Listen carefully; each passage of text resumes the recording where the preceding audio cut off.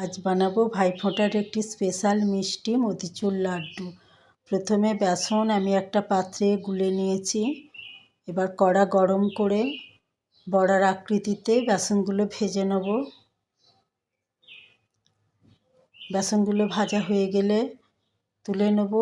নিয়ে হালকা ঠান্ডা হলে হাতের সাহায্যে কুচি কুচি করে মিক্সি গ্রাইন্ডারে দিয়ে দেবো। দিয়ে মিক্সিতে গুঁড়ো করে নেব। এবার এদিকে একটা কড়াই চিনির শিরা তৈরি করব। আমি যতটা বেসন নিয়েছি 1 বাটি বেসন, তো 1 বাটি চিনি নিয়েছি, 1 বাটি জল, দুবার ধরেই 1 বাটি জলকে দিয়েছি। এবার চিনি ফুটেই এসেছে, দিয়েছি 2টো এলাচ ফাটিয়ে, হলো ফুড কালার। চিনির শিরা তৈরি, হাতে চিটচিট করলেই জেনে যাবেন যে চিনির শিরা তৈরি হয়ে গেছে। এবার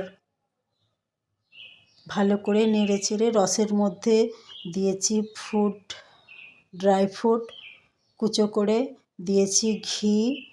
এবার ভালো করে নেড়ে শুকনো মতো হয়ে গেলে, রস পুরো শুকনো হয়ে গেলে একটা থালায় ঘিকে আমি ব্রাশ করে দেবো।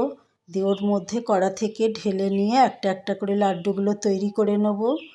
তো রেডি আজকের মতিচুর লাড্ডু। হালকা ঠান্ডা হলে এবার লাড্ডুগুলোকে একটা একটা তৈরি করে নেব।